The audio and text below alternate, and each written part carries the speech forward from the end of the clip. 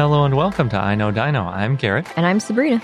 And today in our 329th episode, we have a bunch of news, including a new troodontid from Europe, Ooh. which is the first ever. So that's pretty exciting. Really? Yeah. Wow. We've known that troodontids were there for a while based on teeth, but we never had any of their body before. So this is the first. And we have dinosaur of the day, Ozraptor. Guess where that's from? Oz? Mm-hmm. Like Land of? the Wizard of Oz? No, like Australia. Oh, well, it's spelled O-Z, so I didn't make the connection with Australia. That's kind of confusing because there's Ostroraptor too. True. And then Ozraptor. That was my next guess was going to be Kansas. Oh, no. It's because Aussies. I never thought of that as spelled O-Z. That's interesting. Mm-hmm. But before we get into all that, we want to thank some of our patrons. And this week we have a new patron, Gordon Adon and Jackie Cephalosaurus. Yes, thank you. Also, thank you for the video. Yeah. And rounding out our shoutouts, we have Blue Gossamer, Jackson Crawford, James Pascoe, Graham, Trent Carbajal, Risa, Stegosaur, DC Cassandra, and Cameron. And I think we're now up to 190 patrons. We're so close. We might have announced that before because it ebbs and flows. Right. But that means we're 10 away from our next goal where we're going to do a live Q&A. Yep, we're pretty excited for it. So if you want to join, get us up to that 200 number, then go to our page, patreon.com/iknowdino. Yeah, and you'll get lots of great stuff, like bonus content.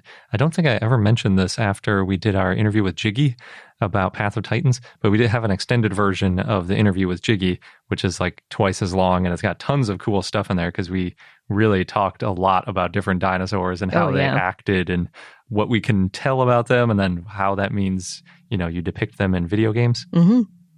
So I definitely recommend checking that one out if you haven't already and you're a patron, or joining to become a patron, and then you can listen to it along with like 50 other. We have a lot of extended content, yeah. Extended interviews. And then also, if you join at the Triceratops level, you get ad-free episodes. At the Ankylosaurus level, you get shout-outs. So there's all sorts of different rewards, depending on what you're interested in. And at every level, you can request a dinosaur to be covered. And at every level, you help us to pay for health insurance and other things now that Sabrina has quit her job and is working on this full time too. Yep. So we really appreciate all of you for helping to keep us going in more ways than just the podcast now. Mm-hmm. Jumping into the news, we're going to kick it off with our new dinosaur, as we usually do when there's a new dinosaur. This new paper describing a dinosaur was written by Albert Sayes and others, and published in Scientific Reports. And like I hinted at, it's a new troodontid. It's from Spain. Mm. At the time, it was the Ibero-Armorican island. Do you remember when I talked about the Ibero-Armorican island? Kind of. That's such a mouthful. I always want to say American because it looks a lot like American. Right. But it's Armorican. Think like armor. Yeah. So the Armorican area is an area of France, which is now called the Peninsula Brittany.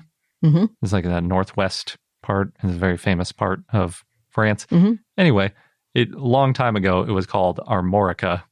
And so if you connect that part of France, and then you go sort of down the west coast of France, and then over the Pyrenees, and then over into a bunch of northern Spain, that's sort of like less than sign shape that you get out of that is the Ibero-Armorican island. And calling it just an island tells you pretty specifically about what time period it was from. That's like the latest Cretaceous had it as a single island. Other times during the Cretaceous, it was a series of islands because when sea level was higher, then it was more than one. Mm-hmm. And then before that, it was connected to other parts of Europe. So it ebbed and flowed, and you get different amounts of islands or island at the time. But that Spanish, French, and I guess Andorran area is fairly well known from the Cretaceous. And we know about a lot of herbivores from that area, including ankylosaurs, hadrosauroids, and sauropods. But we know a lot less about the carnivores that were around in the Cretaceous. Because we just find teeth. Exactly, yeah. So true to troodontid form, We've got lots of troodon teeth. That's all troodon is teeth. I mean, the holotype of troodon is just teeth. Mm-hmm. And apparently it's kind of controversial whether they're troodontid teeth or if they might be dromaeosaurid teeth, because we have found some dromaeosaurs from the area.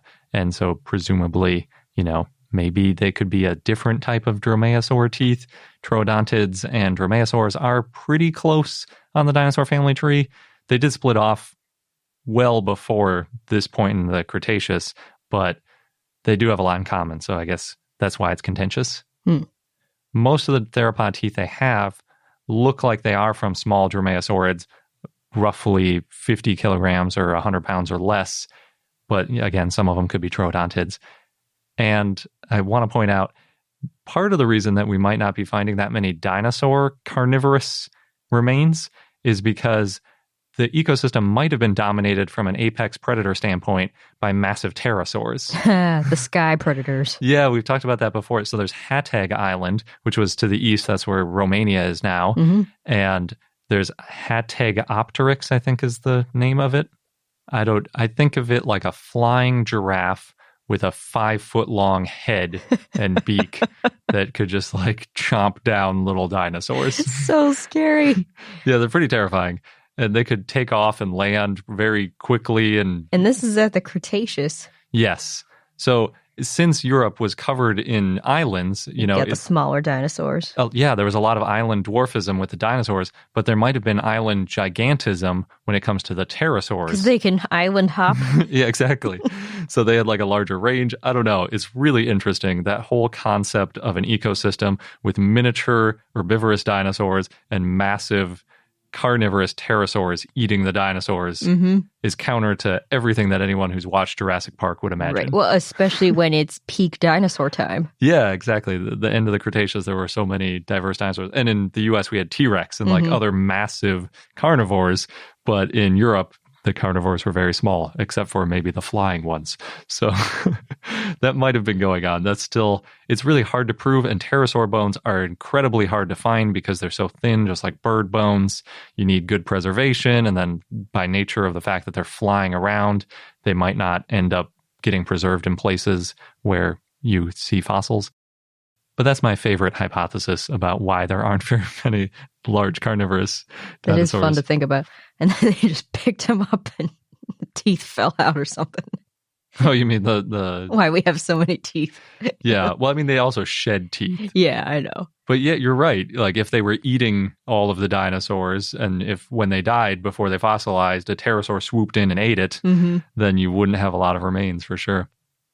And things that fly can be better scavengers too, because they can just sort of soar around like a vulture. And if they had a good sense of smell, find out where to go. This is something I will look at more into when we diverge from dinosaurs at some point in the distant future. But yeah. So this whole time period I'm talking about is about 66 million years ago. And according to the authors, they say, quote, within 200,000 years of the mass extinction, end quote. That's pretty close. So it's very much the latest Cretaceous in the truest sense of latest Cretaceous. And it's so close to the mass extinction that sometimes people talk about we might be able to look at this Ibero-Armorican fauna and maybe even see if we can find that iridium layer. We might be able to piece together just how fast dinosaurs went extinct after the Chicxulub impactor hit. We don't know. Maybe dinosaurs survived for a few thousand, tens of thousands, maybe even a couple 100,000 years before fully going extinct. Or the pterosaurs picked him off. Yeah, that's true. Yeah, presumably it would make sense if the pterosaurs lasted longer than some of the other carnivores. So on to the name of this dinosaur. Its name is Tamarro inspiritus, and Tamarro should be pronounced with a rolling R, I think, but I cannot do it. I'm not even going to attempt to do it. Actually, when I saw that it had a rolling R, I spent about a half hour with a YouTube tutorial trying to roll my R's again. I've never been able to do it. Still completely failed. I've never been able to do it either. It's very difficult. Apparently, a third of people in Spain can't roll their R's either, which makes me feel a little bit better about myself. Oh, interesting. So anyway, Tamarro is a really cool name for a genus. They say it's, quote, a Catalan word referring to a small and elusive, fantastic creature from the regional folklore, end quote.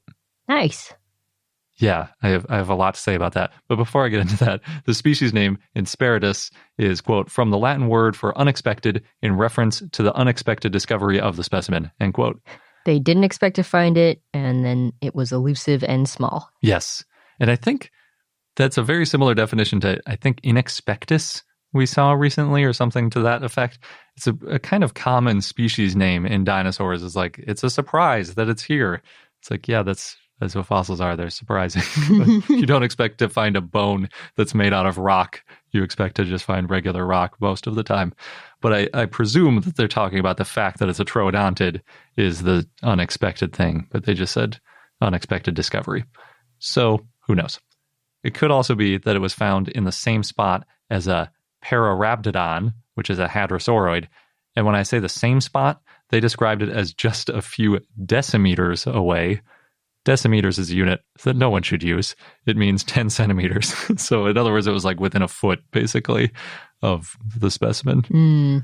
I could see uses for it. For decimeters, yeah. It's needlessly complicated. It's like kind of like yards. A decimeter is like a third of a foot or a quarter of a foot. So the opposite of yards. Well, you just have a meter as a yard. Yeah. Anyway, I could see cases for it. I suppose. I like the engineering nomenclature where you only go in units of 3. So you have like meter, and then you go up to kilometer. And if you're doing less than a meter, you go down to millimeter. But I guess centimeter is like more on human scale than millimeter. So that's why. And then decimeter. I suppose. Maybe I shouldn't be so picky. So Tamarro, now I want to tell you a little bit about what Tamarro is. And it's like Tamarro.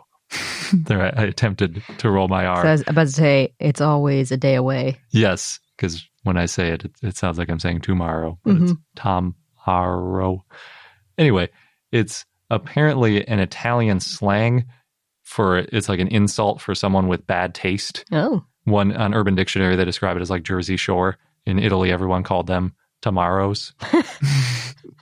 Which means if you Google like Tamarro and you look at like Google Images, you just get a bunch of pictures of like people on beaches with like big gaudy necklaces and like bad swimsuits and stuff. Interesting. Yeah. So Googling it is difficult. But I did find eventually some of the Catalan origins of it. So the official Andorra tourism page describes Tamarros as mischievous creatures, which are difficult to see because they move very fast.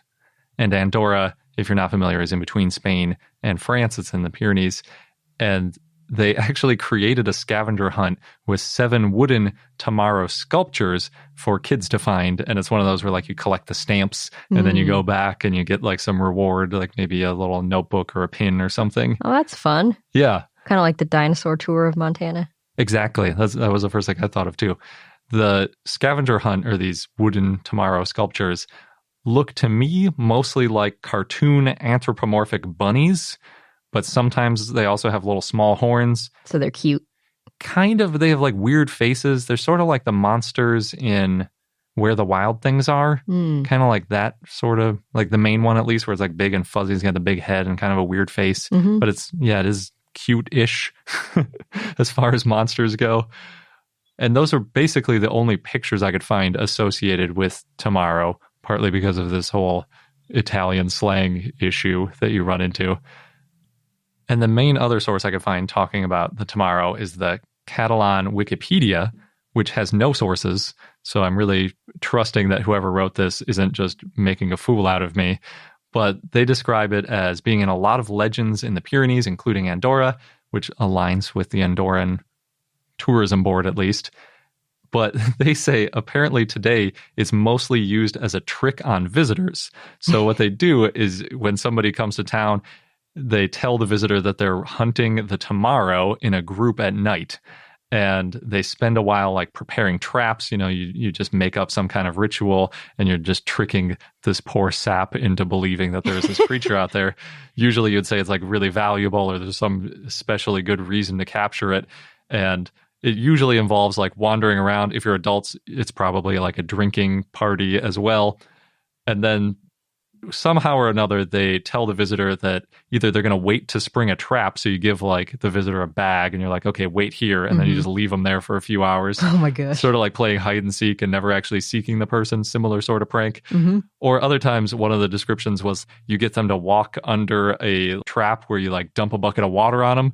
One example was you get them to hide in a lock, like a lock by a river, and then you like open it up on them to like soak them in water. Oh, which that sounds intense. it does sound intense, but in any event, it's just like some way to like trick people into, doing something silly where they are believing that this creature exists when it doesn't really. And apparently in the Catalan version of the Pixar movie Up, the old man tells the boy to go find the Tamarro when he's telling him to get rid of him. So he's like, rather than telling him, I don't remember what he says in the English version, but when he wanders off and he tells him to go away. Yeah. That's like the Catalan version of that is like, go find the Tamarro. It's like their shorthand of it, I guess. That's funny. There is an American version of this called the Snipe Hunt. Have you ever heard of that? No. You went to camps as a kid. I never heard of the Snipe Hunt.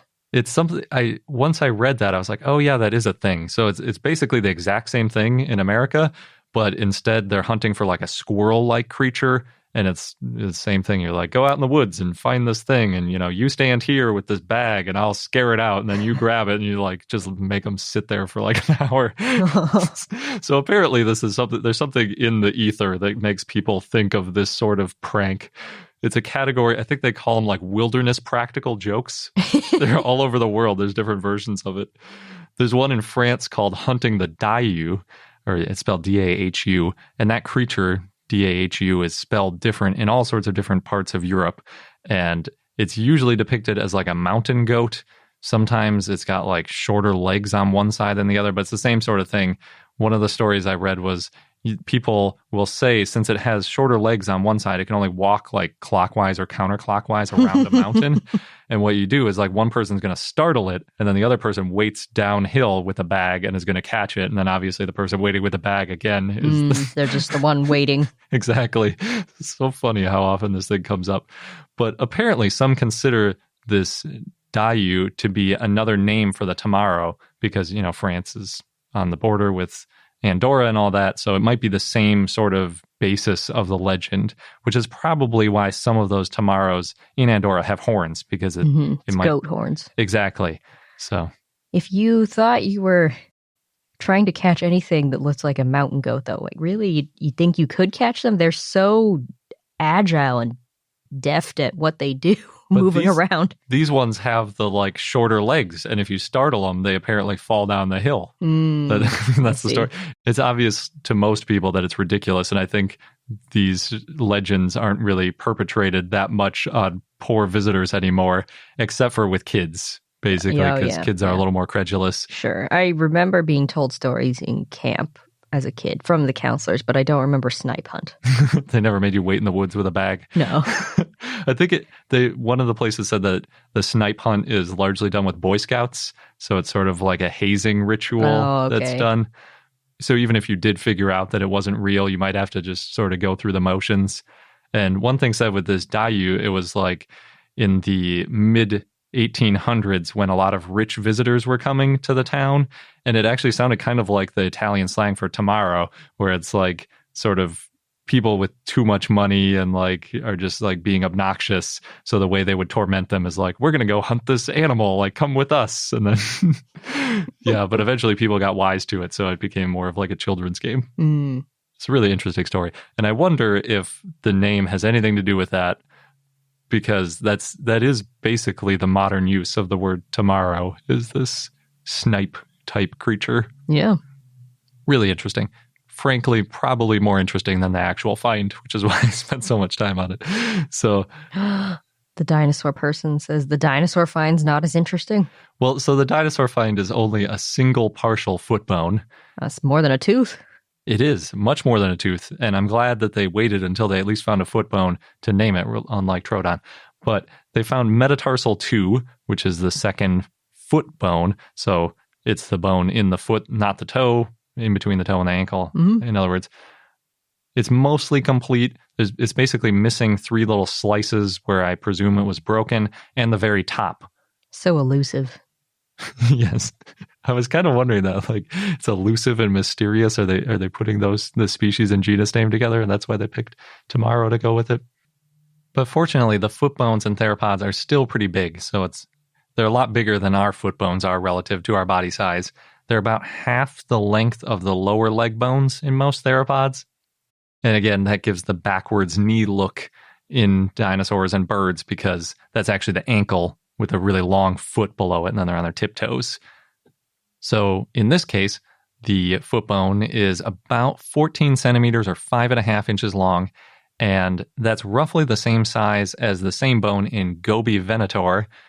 So obviously we presume they might be about the same size, which would make it very roughly 1 to 2 meters or 3 to 6 feet long, and shorter than our waist is where I'd put it at. So maybe like a turkey with a tail in that sort of ballpark. And big claws, probably. Probably, yes. We don't know because we didn't find them. Right.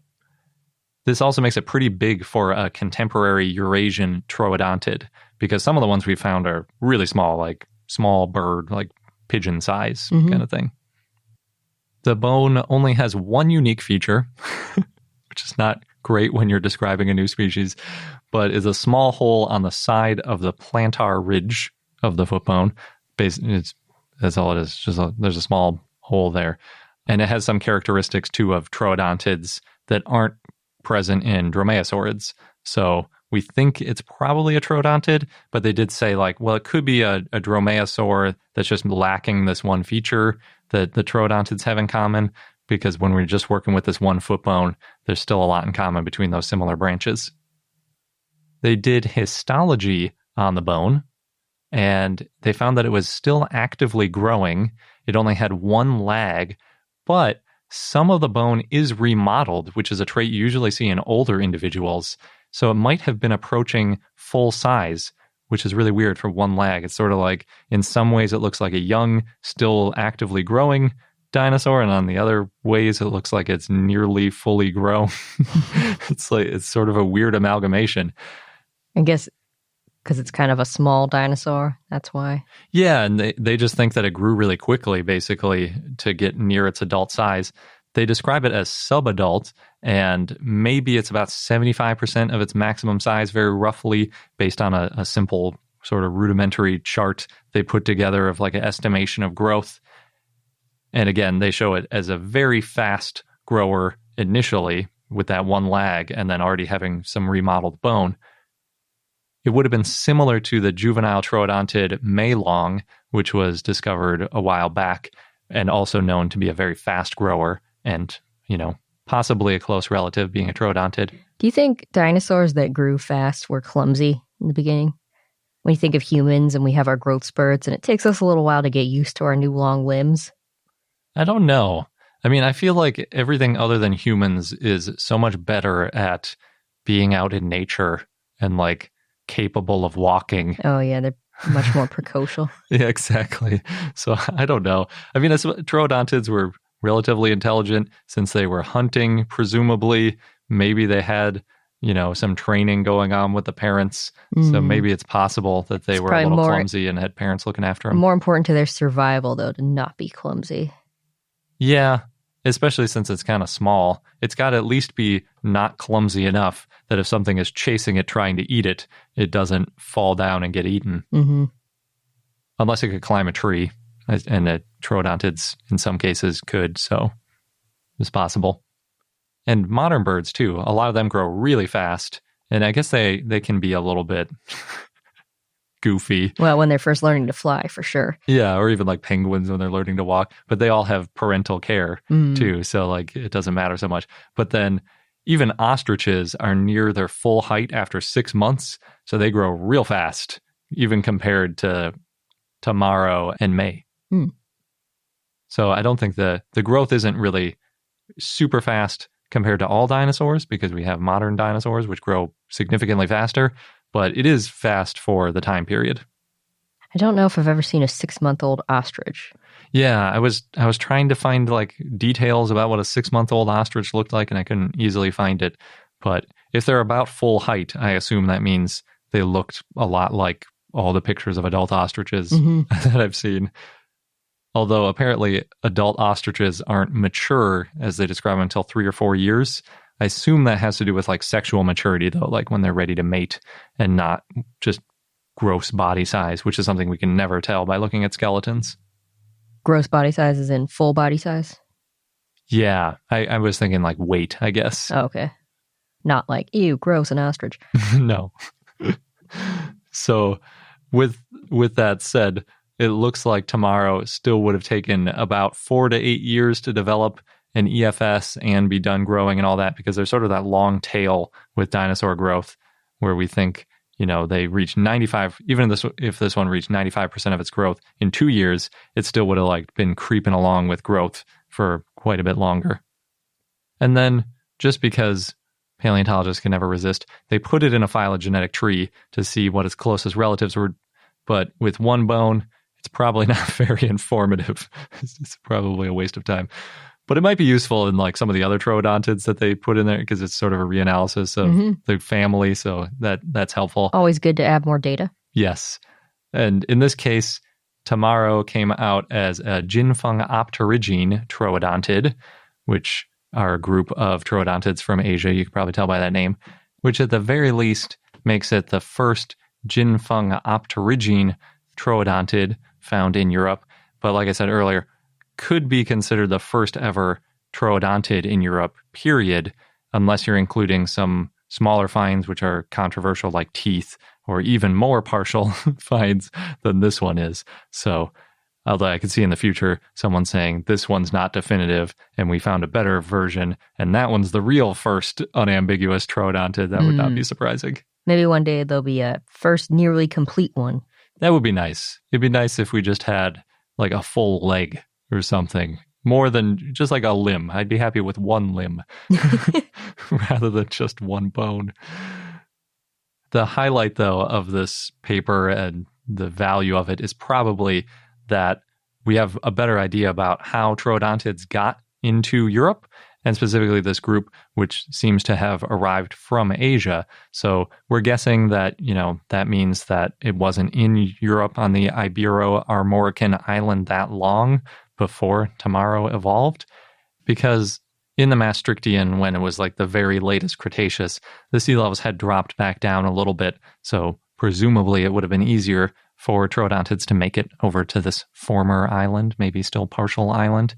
But it's possible that they could have gotten there before sea levels rose a lot, like in the 100 million year old ballpark, and just sort of lived separately from the Asian relatives for that long period of time. And it just has these things in common with the Jinfeng-optorygines over in Mongolia and China. So we just don't know, because we have one foot bone and we have some teeth that might be from troodontids. So, hashtag need more fossils. Yeah, seriously. In this case, more so than most. And it'll be hard to prove that they got there in the Maastrichtian too, because you could always argue that we're just missing the fossils that have been there all along. So it's going to take a while till that's settled and we really know what's going on with these troodontids in Europe. It's a pretty fun puzzle, though. In other news, there was another new paper. There's always a new paper. This one's by Joshua Malone and others, and it's about dinosaur migration and how certain gastroliths that were found in Wyoming in the U.S. came to be there because of the migration. It was published in Terra Nova. So what happened is they found some unusual rocks in Wyoming while they're doing field work in the Bighorn Basin. And by unusual, it's because they're very polished and they looked really different from other rocks in the area. Specifically, they found 5 red quartzite gastroliths. In the picture, these rocks look more brownish to me than other pictures I've seen of red quartzites. It's also next to a camera lens for scale. It looks like it's about twice as long as that camera lens. Interesting. That's a large gastrolith. Yeah, it is. And so the color, the texture, and the composition of these gastroliths match those that are found about 600-ish miles or 1,000-ish kilometers to the east, which is where the migration piece comes in. So they think that it was probably sauropods that swallowed these gastroliths in what's now Wisconsin. And then they walked somewhere along a stream. I think it was like a slow-moving stream. And basically walked from maybe Wisconsin-ish area to Wyoming area. Of course, neither of those existed when they were migrating. And then the author said that these gastroliths were, quote, deposited out within the Morrison deposition. They probably pooped them out. That's really interesting. Yeah, I see they mentioned that back then the water flowed from east to west, at least in this one river, from Wisconsin to Wyoming. Yep. So we already know that dinosaurs migrated, but this is a new way to track their migration through their gastroliths. Yeah, that's really interesting. It seems like another way that rocks get polished is by being in rivers generally, which might be why they think it was walking along a river, because maybe this was already a little bit polished before it swallowed it. Could be. But yeah, I could imagine just some event happening that would wash a stone from Wisconsin to Wyoming, whether it's as a gastrolith or not. You know, it could be a gastrolith that had no longer been within the sauropod. It got, washed in that direction. But presumably there's some detail to it where you can see some acid etching or something where it makes it look like it was a recent gastrolith, hopefully, and then that it was deposited right where the animal ended up before it died. Yeah, they mentioned they looked at the composition, so. And hopefully that rock is super unique to Wisconsin so that it didn't just find some rare outcrop of it in Wyoming and eat that instead. It's very interesting, though, because we've been talking, I think more articles lately have implied or inferred that dinosaurs didn't migrate very much, and they tended to stay somewhere year-round. Like there were several studies from northern Alaska where we found juveniles of an age where basically the result was, well, they couldn't have laid this juvenile here and then had the juvenile trek the 300 miles or 1,000 miles back south. So it must have stayed there year-round. And this is basically saying, well, at least some large herbivore, because it's a big rock, might have migrated a decent way.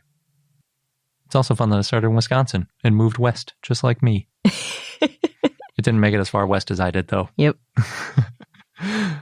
Or maybe it might have gone to the limit of how far it could make it to, actually. There might have been some obstacle that stopped it from getting past Wyoming, like a mountain. Yeah, or Wyoming just had the best vegetation.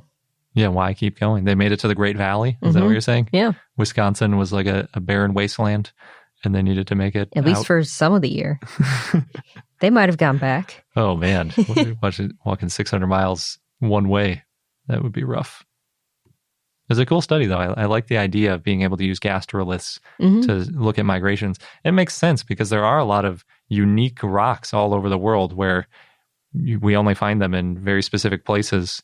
So I could definitely see that being used, that it ate something specific. As a complete aside, I've read recently about how lead shot, like for hunting birds, was banned, and it was banned in 1991 by Bush Sr. in the U.S. at least, because they found that waterfowl were eating this lead shot as a gastrolith, thinking like, oh, that looks like the perfect size and shape and everything as a gastrolith. And then it would poison the bird, and the birds were dying, these waterfowl were dying, so they banned lead shot and had to switch to steel, and that was it's difficult because like steel is harder on guns, and it caused this whole sort of uproar within the hunting community.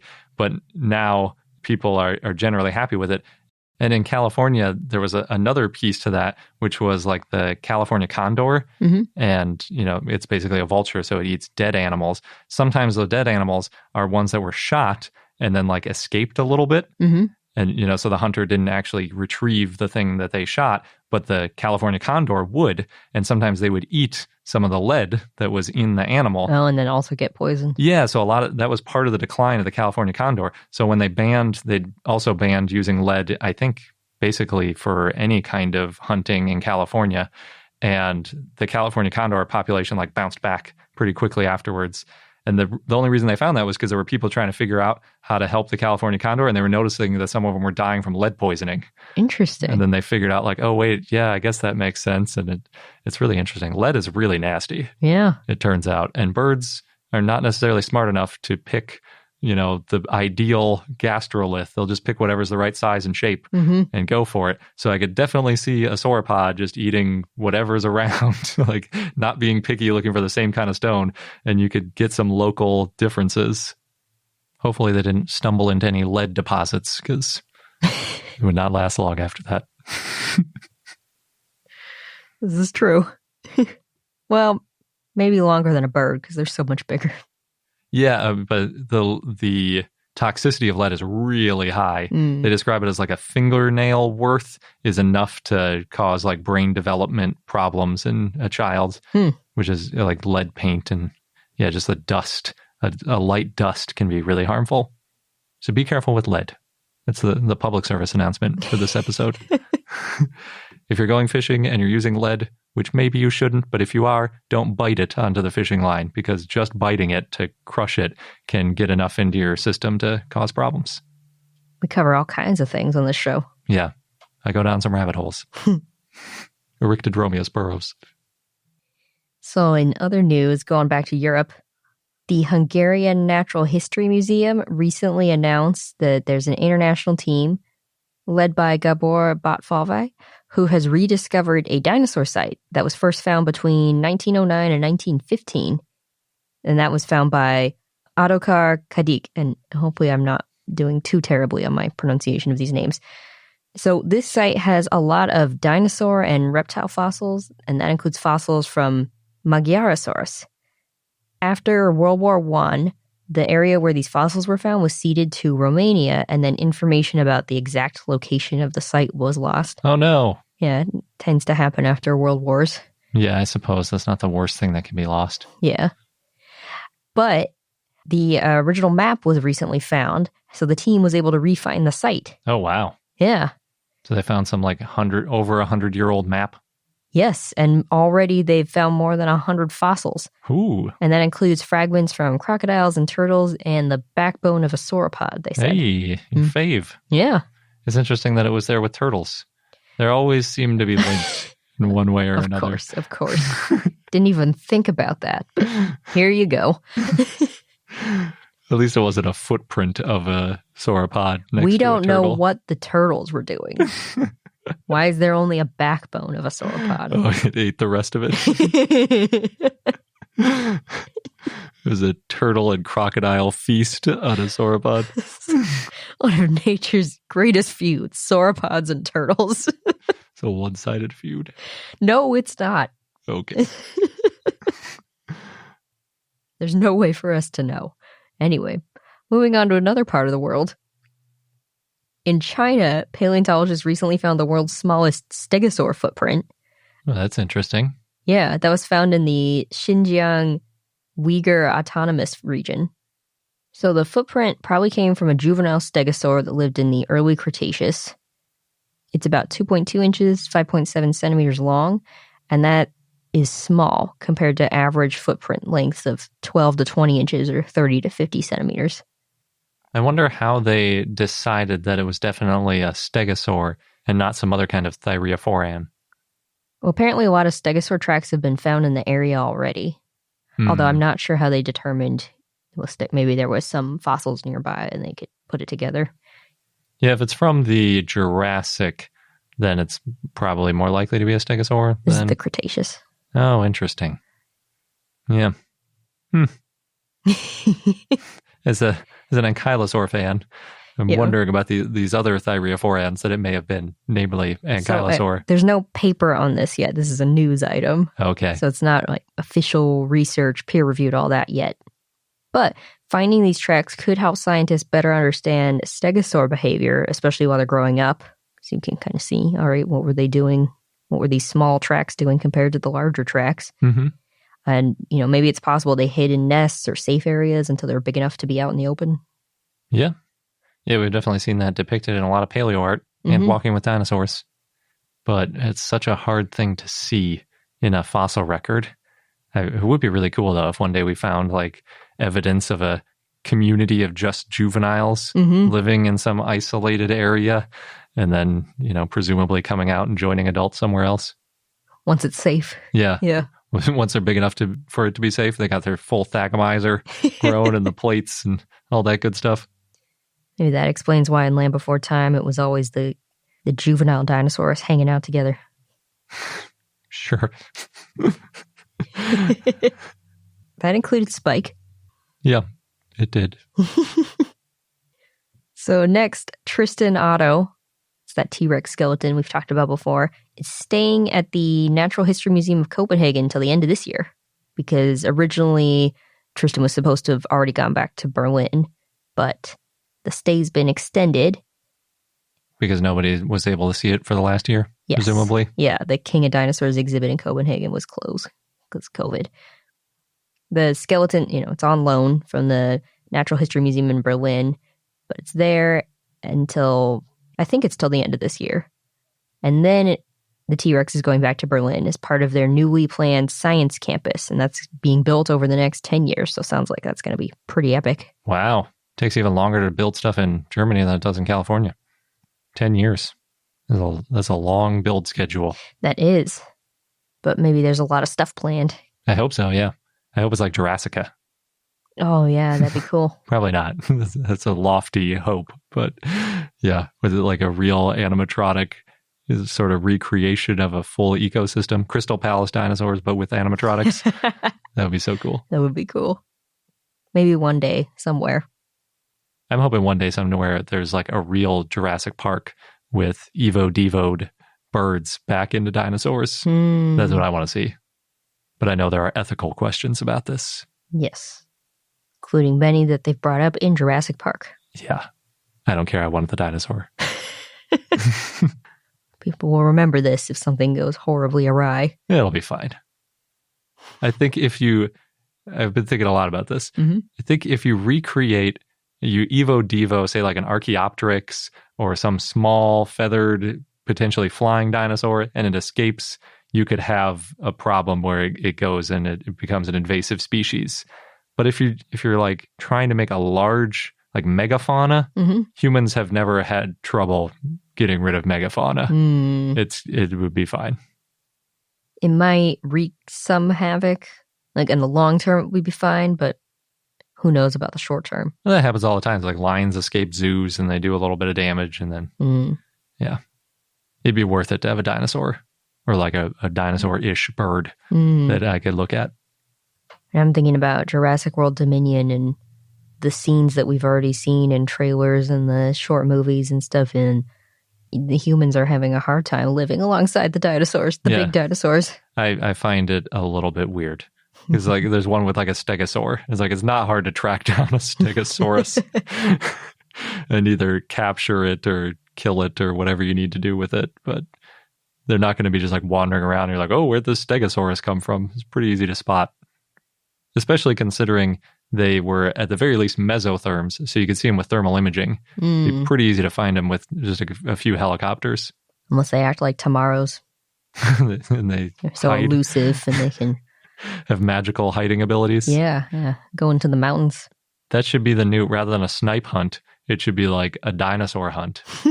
Tell the kids like, oh, this dinosaur, didn't you hear? They cloned a dinosaur and it escaped into the wilds. We're going to capture it. I might actually get tricked by that if I was a kid. Yeah. I'd think it was worth it. I'd be like, what are the odds that they're lying to me? Well, even if it's a 1% chance, I'm going to do it because I want to see this dinosaur. Unless you get real smart about it and you bring them back a bird. I suppose. Yeah, snipe is a type of bird. It's funny because the Wikipedia page about snipe hunts, it several times clarifies, yes, snipes are a type of bird, but that's not what this is about. It's about this make-believe squirrel-like creature called a snipe, not the snipe that is a real animal again. All right, well, moving on to our last bit of news. The Children's Museum of Indianapolis has a Sue Meets Bucky exhibit from now until July 25th. And if you go there, you can study Sue's broken bones, Sue the T-Rex, and then see evidence of Sue's pathologies, arthritis, infection, parasites. So many things happen to Sue. Yeah. And this exhibit's part of their general admission. Cool. Sue meets Bucky. I assume Bucky is a tyrannosaur as well? Bucky's a teenage T-Rex. Uh-huh. They can hang out together. Sue is doing a lot of things. This must be a replica of Sue, right? Yes. So it's a replica of Sue meets Bucky. That doesn't roll off the tongue as well. You still see the broken bones and the pathologies. And now onto our dinosaur of the day, Ozraptor, which is a request from Elrex via our Patreon and Discord. So thanks. Osraptor was an Abelosauroid theropod that lived in the Middle Jurassic in what is now Australia, as we briefly mentioned at the beginning of the show. It was found in Colalura Sandstone. It's not a dromaeosaurid, even though it's got raptor in the name. Yeah, that's all I have to say about that. Yes. It probably had a typical theropod body, walked on two legs, and it was carnivorous. The holotype is UWA 82469, and it consists of the lower end of a left tibia, the shin bone. This fossil is about 3 inches or 8 centimeters long and 1.6 inches or 4 centimeters wide at the lower end. And it's estimated that the full shin bone was about 7 to 8 inches or 17 to 20 centimeters long. So that's even less bone than Tamarro, the new troodontid. Yes, that's a good point. Not a lot to go on there. Not a lot to go on, and I don't think I mind as much as you when it's based on just a single bone. It just means that it's likely to get axed later. Someone's going to say there's nothing unique about this dinosaur, and then it's going to be a nomen dubium. That's true. It depends what else is found in Australia. So Ozraptor is estimated to be about 6.6 feet or 2 meters long, and the body length was estimated by comparing similar bones in other theropods like Allosaurus. The fossil was found in 1967 by 4 12-year-old Scotch college schoolboys. Wow. Stephen Hinecliffe, Peter Peebles, Robert Caldwell, and Trevor Robinson, and they found it near the coastal city Geraldton. They were there to collect fossils. It was found at the Bringo Railway cutting site. So the boys showed the fossil to Rex Prider, a professor at the University of Western Australia, and Rex Prider sent a cast, which was still embedded in the matrix, to researchers at the Natural History Museum in London. And Alan Cherig there thought that it might be a turtle, but it, wasn't really prepared yet. The fossil had been worn away at parts, too. Then, in 1998, John Long and Ralph Molnar named and described the fossil as Ozraptor. So Long had the fossil prepared when he became curator of vertebrate paleontology at the Western Australian Museum. He was appointed there in 1989, and then he started a review of Mesozoic vertebrates of Western Australia, and that meant studying all the material in the museum's collections. And after it was prepared, they said that this was the shin bone of a theropod. And apparently the fossil was encased in rock, and Long pried it apart with a hammer and a chisel. The type and only species is Ozraptor sobotai, and the genus name means Australian thief, because Oz is a colloquial term for Australia. And from the paper, it says, quote, "One may therefore metaphorically think of Ozraptor as the Lizard of Oz." That is great. Yeah. The species name is in honor of the fictional character Sobotai, who's this fast-running thief and archer from the movie Conan the Barbarian. And the species name is because Long said that the rectangular depression and the morphology of the shin bone probably means it was an agile dinosaur. And apparently he was a Conan the Barbarian fan. Yeah, that too. That he had that name queued up and ready to go. So the original paper in 1998 spent a lot of time covering what made the fossil unique enough to be its own genus, even though it's based on a single incomplete bone. So there you go, Garrett. They were aware. The distinct features included this depression where the ankle bone, the astragalus, is attached, and it's almost square in shape. Usually it's triangular. And the medial malleolus was weakly developed. That's this bony bump on the inner side of the ankle. So the 1998 paper said that the shape of theropod ankle bones can be distinct enough to show different genera. Till we find a whole group that has that same type of Choit. And then it's just going to be like, it could be any of these 5. They also said, Garrett, that this is the first known Australia Jurassic theropod, and it's unlikely to be from something already known. The closest known theropod at the time was Cryolophosaurus, and that had been found in Antarctica. But they were connected, so. But still far away. Yeah. The paper also said that the theropod Kakuru was named based on part of a right tibia with a unique ankle facet. So it's not unprecedented, although I know you think it shouldn't happen at all. It's also not unprecedented that dinosaurs become nomum dubium from being named from too small of finds. Yes. So anyway, they said that the shape could be used to recognize major groups of theropods. So in the case of Kakuru, it indicates a yet unknown group of theropods, and the same goes for Ozraptor. And they did a lot of comparisons to other theropods with the ankle bone shapes and the tibial morphology.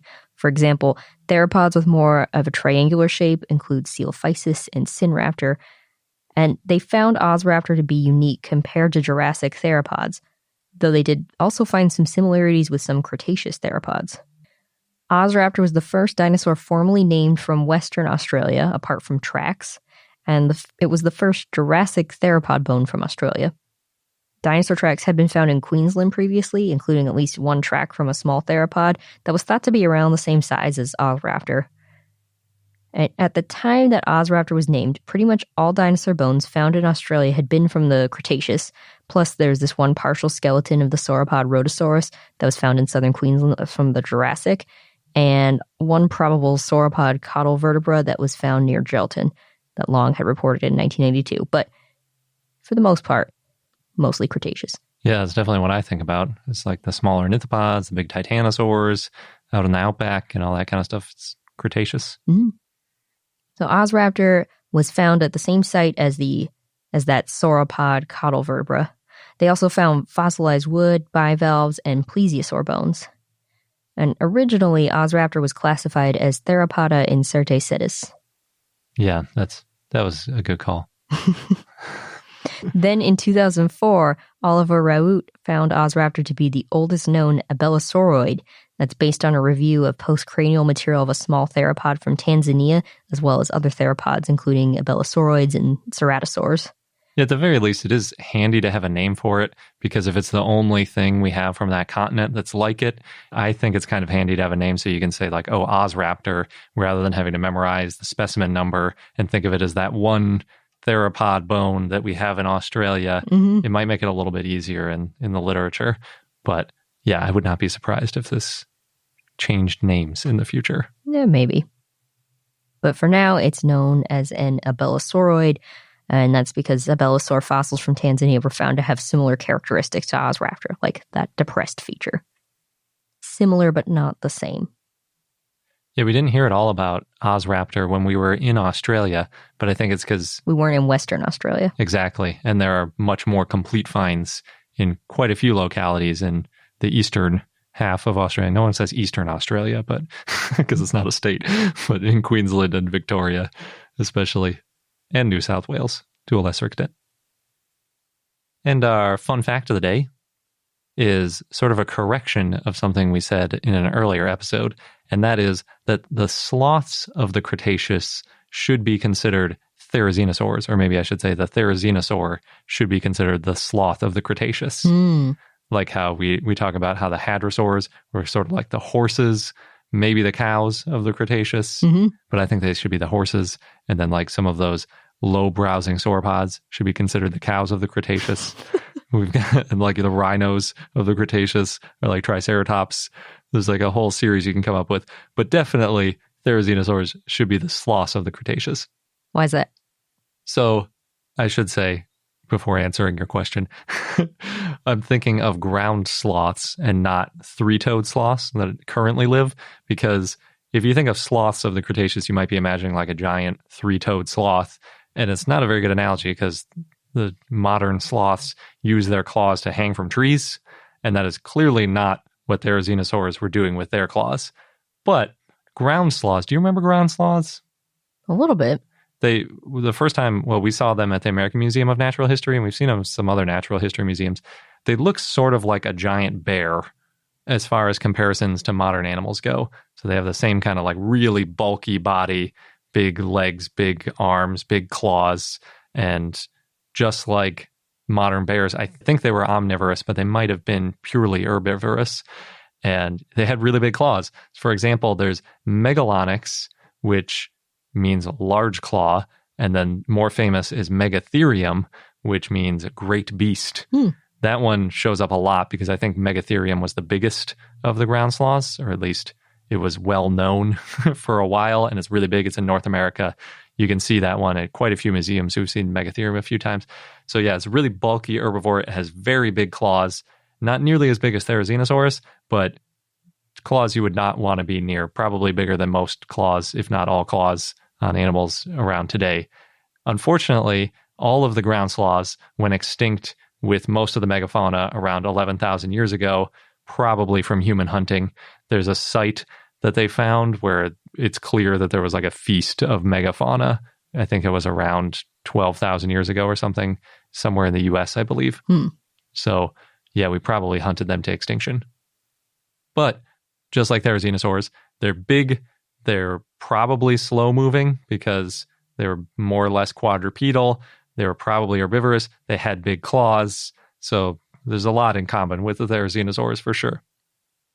I think earlier we said that we considered Dinosaurus to be the sloth of the Cretaceous. I think that's the one we were picking for it. Makes sense because it's so weird. It is very weird. But maybe it's more like the platypus of the Cretaceous or something. We need to come up with like a whole series of analogies for all these different dinosaur groups. So also, as a quick aside, there's a debate about whether or not Megatherium had hair on it or if it was too large and would overheat, which reminded me a lot of the T-Rex debate and some of the other, like, did X dinosaur have feathers debate. It's really weird because it's only 11,000 years old, like that they were still alive, and we don't know if they had hair. It seems like we should be able to figure this out, but I guess that's what happens when you hunt them to extinction. Yeah, all the soft tissue got digested. By people? Yeah. I don't think they ate the hair, though. Oh, no. Maybe if there was hair. If there was hair, they probably used it for other things. Yeah, could be. You use the hide for something, I suppose. But if there wasn't hair, probably just ate the skin. Maybe. I mean, depends how they prepared it, I guess. Yeah. But you can find depictions of it both with and without hair. But for comparison, I feel like every Therizinosaur depiction I see has feathers on it. Again, I never see featherless Therizinosaur drawings. True. Even though some of them were really large. And as far as I can tell, we only have evidence of feather impressions on the Therizinosaur Bapiaosaurus, and those are down like fuzzy feathers, and Bapiaosaurus is considered small. It's only about 2.2 meters or 7 feet long, and the upper estimate of its weight is 90 kilograms or 200 pounds. So if we're comparing that to mammals, like pretty much all mammals that are 200 pounds have fur, at least on the ones that are on land. So it's interesting. Why there's a debate? Yeah. The climate was probably different too. Yeah. And I mean, we've talked a little bit, I guess, about how feathers are a little bit more versatile. They don't necessarily increase your body temperature as much as hair because you can sort of manipulate them and shed them or have different types of feathers for different situations. And some of the Therizinosaur drawings, now that I'm thinking about it, just had some display feathers on like the arms and didn't really have a full downy coat. So maybe that's why. But just for the record, Therizinosaurus does not mean sloth anything. It means scythe reptile because its massive claws resemble a scythe, which is a pretty perfect name for it. This Therizinosaur from North America, Falcarius, means sickle cutter. Same sort of like based on the claws. They sound so menacing. Yes. But there is the Therizinosaur, which was named in 2001, Nothronicus, and it means slothful claw. Interesting. And I think that's because by this point in time, paleontologists had been calling Therizinosaurs basically the sloths of the Cretaceous or the sloth dinosaurs. In fact, the title of the chapter on Therizinosaurs in Holtz's Dinosaur Encyclopedia is the sloth dinosaurs. Yeah. It doesn't have Nothronicus in it because it was published, near the time that it was named. But I'm sure that, that was a common discussion that someone was waiting to find a therizinosaur so that they could name it after a sloth. Yeah. I really like that. So since there's literally a therizinosaur, Nothronicus, that means slothful claw, I don't think any other dinosaur could be considered the sloths of the Cretaceous. Well, what a fun fact. Well, that wraps up this episode of I Know Dino. Thanks for listening. Don't forget to follow us or subscribe to us in your favorite podcast app so you don't miss out on any new episodes. And join our growing community, patreon.com/iknowdino. Thanks again, and until next time.